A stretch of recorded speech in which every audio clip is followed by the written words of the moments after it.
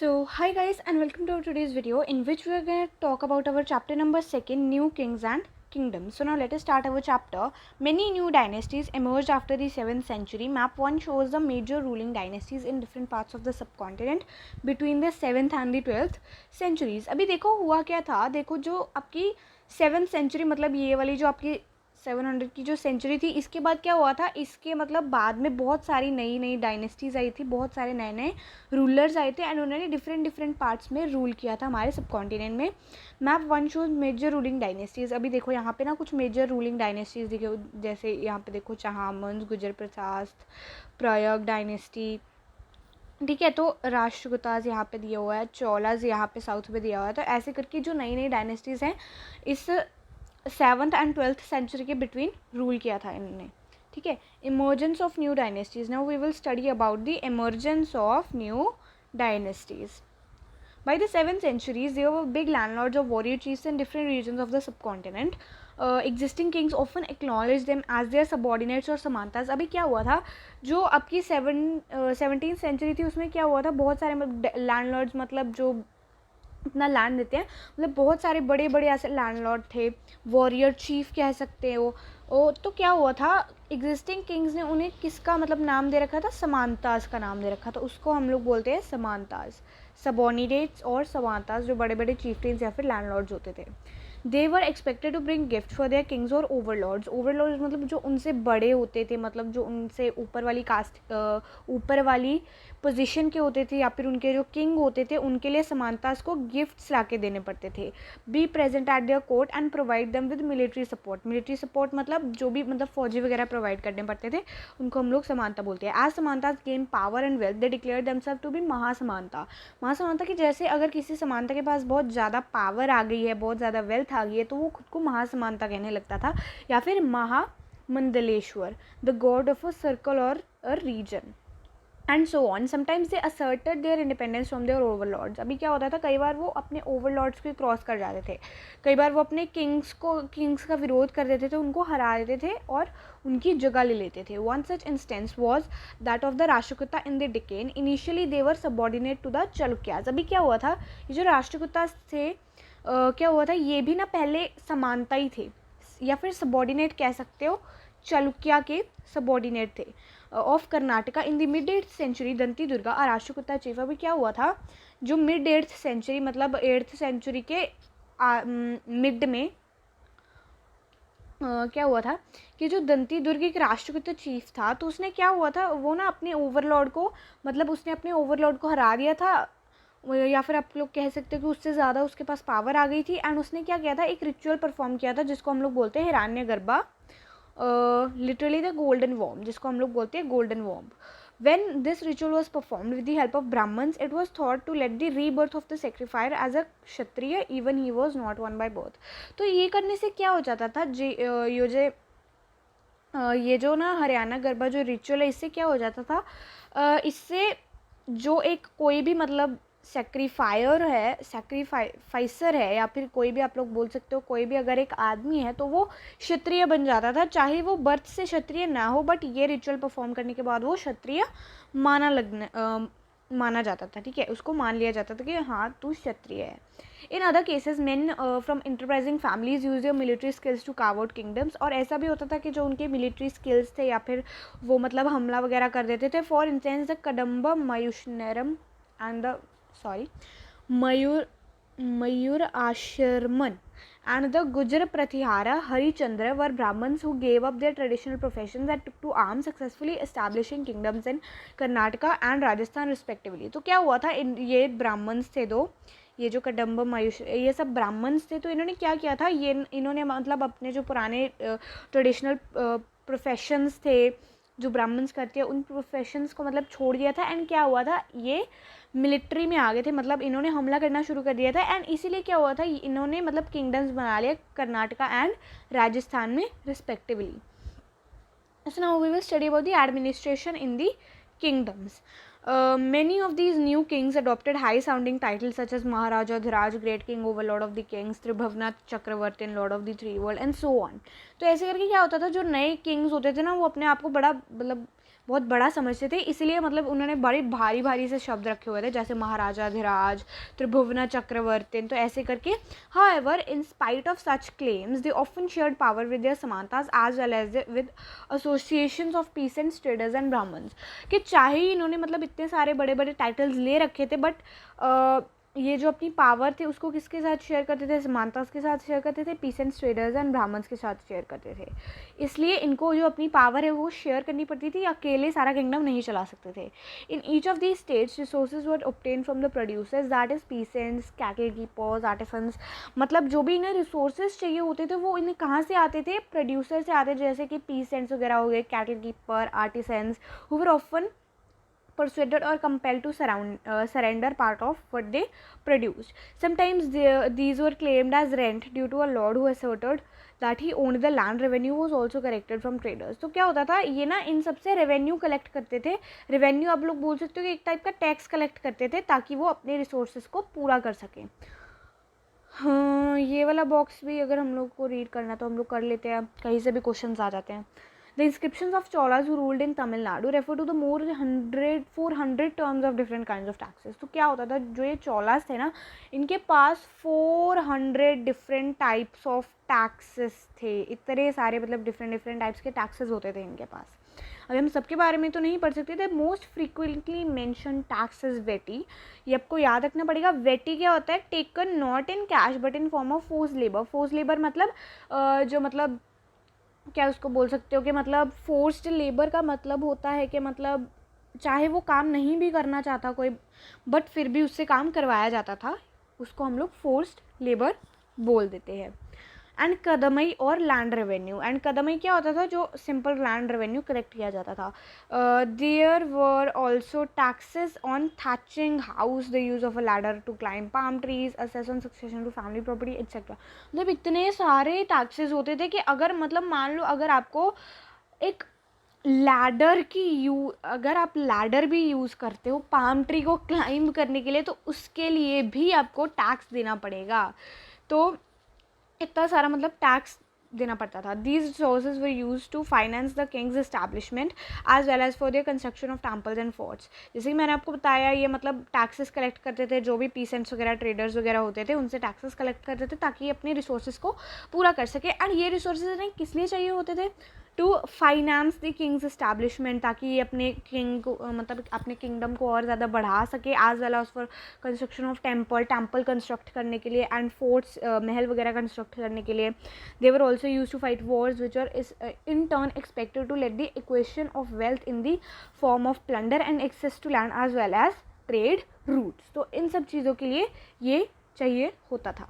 The functionaries for collecting revenue were generally recruited from influential families and positions were often hereditary. अभी position hereditary का मतलब क्या होता था कि मतलब मान लो अगर किसी का बाप एक जगह पे रूल कर रहा है तो उसका बेटा उसके आगे रूल करेगा, ठीक है. मतलब उसका बेटा मतलब हेरिडेट के हिसाब से मतलब हेरिडेटरी होता था सिस्टम, कि अगर मान लो अगर पहले किसी जगह पे उसका मतलब पापा उसका अगर बाप रूल कर रहा है तो फिर आगे जाके उसका बेटा उस जगह पे रूल करेगा, क्योंकि जो पोजीशंस होंगी वो हेरिडेटरी होंगी, मतलब उसके ही परिवार से. This was true about the army as well. In many cases close relative of kings held these positions. के इसलिए क्या होता था कि जो क्लोज जो रिलेटिव्स होते थे किंग्स के, वो क्या होता था उन्हें हाई पोजीशन दे दी जाती थी, इसलिए हम लोग इसको हेरिडेटरी बोल सकते हैं. प्रास्टीज एंड लैंड ग्रांट्स. अभी हम लोग पढ़ने वाले प्रास्टीज एंड लैंड ग्रांट्स के बारे में कि ये होती क्या है. Prashastis contain details that may not be literally true. Prashastis क्या होती थी ना, as valiant victorious warriors, for example, these were composed by learned brahmins who occasionally helped in administration. तो क्या होता था, ये जो प्रास्टीज है ना, ये मतलब आप लोग ये लिखी जाती थी ब्राह्मण्स लिखते थे प्रास्टीज को, एंड ये हमेशा ट्रू नहीं होती थी, क्योंकि जो ये ब्राह्मण्स होते थे ना ये किंग के अंडर आते थे, इसलिए हमेशा मतलब ये ज़रूरी नहीं कि ये प्रास्ती ट्रू ही हो, कई बार ये झूठी भी निकल आती थी. Kings often rewarded Brahmins by grants of land. These were recorded on copper plates which were given to those who received the land. तो क्या होता था, ये जो देखो यहाँ पे दिया हुआ है ना कि Kings often rewarded Brahmins by land grants, के आप हमारे बारे में अच्छा लिखो, हम आपको रिवॉर्ड देंगे, हम आपको ग्रांट देंगे लैंड की. तो ये जो प्रास्टीज थी ये कॉपर प्लेट्स के ऊपर रिकॉर्ड की जाती थी लाइक दिस, ये आपकी कॉपर प्लेट्स है, इनके ऊपर रिकॉर्ड की जाती थी. Unusual for the 12th century was a long Sanskrit poem containing the history of king who ruled over Kashmir. तो इसीलिए क्या होता था, एक जो प्रायश्ती लिखी गई थी, लॉन्ग संस्कृत प्रायश्ती, 12th सेंचुरी में एक प्रायश्ती लिखी गई थी, the history of king who ruled over Kashmir, के कश्मीर के किंग के ऊपर प्रायश्ती लिखी गई थी. It was composed by an author named Kalhana. And ये प्रायश्ती किसने कंपोज की थी? कल्हाना ने कंपोज की थी, जो एक मतलब लिखने वाला था, या फिर आप लोग बोल सकते हो जिसने प्रायश्ती लिखी थी. He used a variety of sources including inscription, document, eye witness accounts and earlier histories to write his account. कि इसने मतलब बहुत ज़्यादा रिसर्च की थी इस प्रायश्ती को राइट करने के लिए. He was often critical about rulers and their policies के अनलाइक अदर ब्राह्मण्स, जो मतलब किंग्स की प्रेज करते थे, बट ये क्या होता था, ये ज़्यादातर उनके नेगेटिव एस्पेक्ट्स लिखता था. जो ये कल्हाना था, ये ज़्यादातर उनके नेगेटिव एस्पेक्ट्स लिखता था, या फिर जो इनकी पॉलिसीज़ हैं उनमें से मतलब जो गलतियां हैं वो निकालता था. So now let us study about warfare for health. You may have noticed that each of these ruling dynasties was based in a specific region. At the same time, they tried to control over other areas. कि आपने ये notice किया होगा कि ये जो dynasties थी, ये मतलब एक स्पेसिफिक रीजन, मतलब इंडिया के एक मतलब एक पार्ट में ही रूल करती थी. मतलब एक मतलब क्या बोल सकते हो कि उसके एक मतलब मान लो, वेट अ मिनट, कि मान लो अगर ये वाला आपका एक एरिया है, तो क्या होता था कि ये जो किंग्स होते थे ना, ये इस एरिया पे ही रूल कर पाते थे. बट जो कुछ किंग्स होते थे वो अदर एरियाज़ को, जो उनके मतलब किंगडम के जो बाहर वाले एरियाज़ हैं, उनको भी रूल करने की कोशिश करते थे. One particularly prized area was the city of Kannauj in the Ganga valley. For centuries, rulers belonging to Gujarat, Pratihara, Rashtrakuta and Pala dynasty fought for over-control Kannauj because there were three parties in this long-drawn conflict. Historians often describe it as the tripartite struggle. तो क्या हुआ था, ये जो मैंने आपको जैसे बोला कि जो किंग्स होते थे वो अदर एरियाज़ के ऊपर भी रूल करने की बहुत कोशिश करते थे, तो इसकी वजह से क्या होता था, लड़ाइयाँ होती थी, वॉर होते थे. तो एक फॉर एग्जांपल आप लोगों को यहाँ पे दिया हुआ है कनौज इन दी गंगा वैली. तो क्या हुआ था कनौज में कि कनौज के ऊपर ना मतलब लड़ाई चल रही थी इन तीन डायनेस्टीज़ के बीच, गुदर, प्रतिहारा, राष्ट्रकूटा एंड पाल डायनेस्टी के बीच लड़ाई चल रही थी बहुत लंबी, ताकि ये कनौज के ऊपर रूल कर सके. तो ये कनौज के ऊपर रूल करने के लिए ये जो तीन डायनेस्टीज़ थी, इन्होंने बहुत सारी लड़ाइयाँ की. एंड इसको किससे टर्म किया जाता है, थ्री पार्टीज़. ये तीन पार्टीज़ थी ना, तीन डायनेस्टीज थी, इसलिए इसको हम लोग ट्राइपार्टाइट स्ट्रगल बोलते हैं. ये पॉइंट बहुत इंपॉर्टेंट है, आपको क्वेश्चन आ सकता है कि what is the tripartite struggle, आपको ये लिखना पड़ेगा.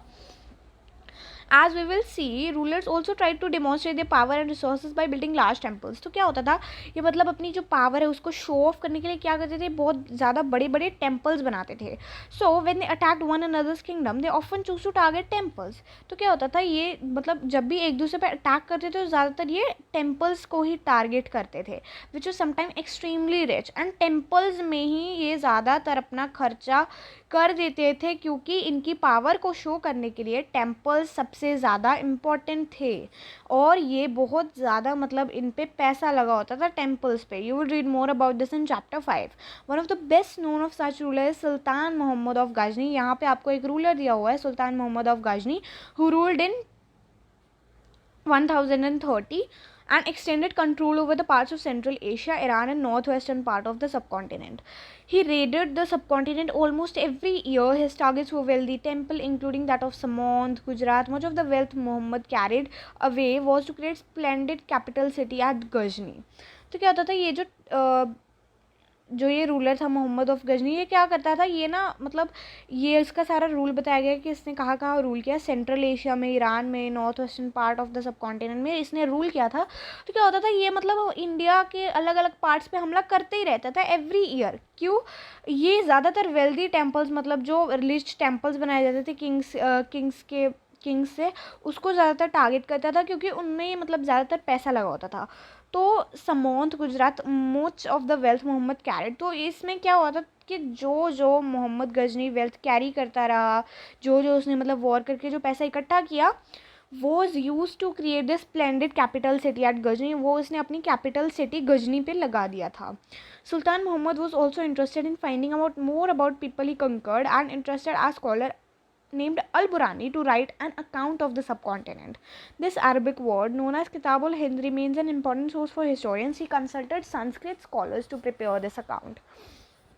तो क्या होता था कि जो सुल्तान मोहम्मद ना मतलब जिस एरिया पे रूल करता था तो वो उस एरिया के पीपल्स के बारे में, उस एरिया के लोगों के बारे में ज़्यादा से ज़्यादा पता करने की कोशिश करता था. एंड उसने क्या किया था, एक स्कॉलर को हायर किया था named Al Biruni to write an account of the subcontinent, कि वो मेरा एक अकाउंट लिख. उसने क्या बोला था कि तुम मेरा एक अकाउंट लिखो जिसमें मतलब मेरे बारे में सब कुछ बताया गया था. And this Arabic work known as Kitab ul Hind, and जो लिखा था अल बिरूनी ने, जो क्रॉनिकलर लिखा था, उसको हम लोग किताब उल हिंद बोलते हैं. Remains an important source for historians, and ये हिस्टोरियंस के लिए एक बहुत ही ज़्यादा इंपॉर्टेंट सोर्स बन चुका है ताकि वो सब कॉन्टिनेंट के बारे में और पता कर सके, उसकी हिस्ट्री के बारे में पता कर सके. He consulted Sanskrit scholars to prepare this account, and उसने कई संस्कृत स्कॉलर्स को भी हायर किया कि तुम अकाउंट बनाओ. Other kings who engage in the warfare included Chahamanas, later known as the Chauhans, who ruled over the region around Delhi and Ajmer. They attempt to expand their control to the west and the east, where they were opposed by the Chalukyas of Gujarat and Gahawars of the western Uttar Pradesh. The best known Chahaman ruler was Prithviraj III. तो अभी क्या हुआ था, ये जो चौहामन्स थे जिसको हम लोग अभी तो चौहान्स के नाम से जानते हैं, तो क्या हुआ था, इन्होंने रूल किया था दिल्ली एंड अजमेर के रीजन में, बट इन्होंने भी मतलब डिफरेंट पार्ट में रूल करने की कोशिश की थी. इन्होंने भी अपना जो किंगडम है उसको एक्सपैंड करने की कोशिश की थी. इसीलिए इन्होंने क्या किया था, इसने किस एरिया पे हमला कर दिया था, इन्होंने एरिया वेस्ट में इन्होंने कंट्रोल करने की कोशिश की थी, वेस्ट एंड ईस्ट में कंट्रोल करने की कोशिश की थी, क्योंकि दिल्ली एंड अजमेर तो नॉर्थ में रह जाते हैं. इन्होंने वेस्ट एंड ईस्ट में कंट्रोल करने की कोशिश की थी, बट ईस्ट में मतलब वेस्ट में इनको अपोज कर दिया था चलुक्याज में, जो उस वक्त वेस्ट में रूल करते थे, and Gahadavalas of the western Uttar Pradesh. And west में इन्होंने गहाड़वल्स ये भी एक डायनेस्टी है, गहाड़वल्स ने इनका अपोजिशन कर दिया था वेस्ट में, तो इसीलिए ये रूल नहीं कर पाए थे. The best known Chahamana ruler was Prithviraj third. तो ये जो पृथ्वीराज थर्ड है, ये बेस्ट नोन मतलब सबसे जो कामयाब राजा जिसको बोल सकते हो वो था Prithviraj third, who defeated an Afghan ruler named Sultan Muhammad Ghori in 1191 but lost him the very next year in 1192. तो क्या हुआ था, इसने क्या डिफीट कर दिया था सुल्तान मोहम्मद घोरी को इन 19, बट अगले ही साल ये उससे फिर से लड़ाई किया और फिर से हार गया. So now closure look at the Cholas. तो हम लोग अभी चोलास पे एक क्लोजर सा लुक देने वाले हैं कि इनमें से मतलब कौन कौन से रूलर्स आए थे, उस सब के बारे में हम लोग जानने वाले हैं. From Uraiyur to Thanjavur. तो क्या हुआ था, इनका जो रूलिंग मेन डायनेस्टी था ये उरायर टू तंजावुर में इन्होंने रूल किया था. ये देखो आप यहाँ पे देख सकते हो इस मैप में कि ये चोलास का जो भी रेड एरिया है ना, इन्होंने क्या किया था कि ये ज़्यादातर साउथ में ही रूल करते थे जो चोलास थे. From Uraiyur to Thanjavur, how did Cholas rise to power? A minor chiefly family known as the Mathur held the power in the Kaveri Delta. They were subordinate to Pallav kings of the Kanchipuram. Vijayalaya, who belonged to the ancient chiefly family of Cholas from Oraiyar, captured the delta from Muttiyer in the middle of the 9th century. He built the town of Tanjavur and a temple for goddess there. तो क्या हुआ था, ये जो मतलब आपको यहाँ पे इस पैरे में बताया गया है कि मतलब चोलास ने पावर कैसे ली थी. तो क्या हुआ था, एक माइनर चीफली फैमिली थी, मतलब एक चीफ की एक फैमिली थी जिसको हम लोग मुतारियार बोलते हैं, held the power in the Kaveri delta. And एक इसके समानता थे, ये मतलब इसके समानता थे पल्लव किंग के, ये समानता थे पल्लव किंग्स ऑफ कांचीपुरम के, ये समानता थे. Vijayalaya who belong to the ancient chiefly family of Cholas from Uraiyur captured the delta from Muttaraiyar. तो क्या हुआ था, ये जो विजालय था ये भी एक चोला था, तो इसने क्या किया था, ये जो मुत्तेर था ना, इसका जो एरिया था उसको उस पर कब्जा कर लिया था in the middle of the 9th century. और उसने क्या किया था, उस एरिया पे तंजावुर नाम का एक क्या बोल सकते हैं उसको, मतलब एक टाउन सा विलेज क्या बोल सकते हैं उसको, हाँ टाउन बना लिया था तंजावुर नाम का, and a temple for goddess निपुचिंदा देयर. तो इस गॉडेस के लिए वहाँ पे टेम्पल भी बना लिया था. The successor of Vijayalaya conquered neighbouring regions and the kingdom grew in size in the power. तो क्या हुआ था, ये जो विजालया था, जो विजालया जो चोला था, उसका जो नेबरिंग रीजन्स को भी उसने उस पर कब्जा कर लिया था. विजालया ने अपनी जो नेबरिंग रीजन्स थी उस पर भी कब्जा कर लिया था. एंड ये साइज और पावर में ग्रो करते गए। The Pandyan and the Pallava territories to the south and north were made part of this kingdom. तो ये जो Pandyan and the Pallava territories थे साउथ एंड नॉर्थ में कब्जा कर लिया था इस पे। Raja Raja first consider the most powerful Chola ruler. अगर आपसे पूछा गया तो who was the most powerful Chola ruler, तो आप लोग बोलोगे राजा राजा फर्स्ट। ये सबसे पावरफुल चोला रूलर था, बिकेम किंग इन 1985। तो ये 1985 में किंग बन गया था and expanded control over most of these areas. तो इसने इन एरियाज़ पे मोस्टली मतलब कंट्रोल कर लिया था। He also reorganised the administration of the empire. इसने मतलब एडमिनिस्ट्रेशन में बहुत ज़्यादा काम किया था एंड ये बहुत ज़्यादा कामयाब रहा। Raja Raja son Rajendra first continued his policies and even raided Ganga valley, कि इसने गंगा वैली पे भी रेड कर लिया था, जिसका सन था राजा राजा का Rajendra one. Sri Lanka and countries of the south east developing a navy for these expeditions. तो आज के लिए इतना बहुत है, हम लोग आगे की वीडियो में हमारा जो आगे का चैप्टर है वो कवर कर लेंगे।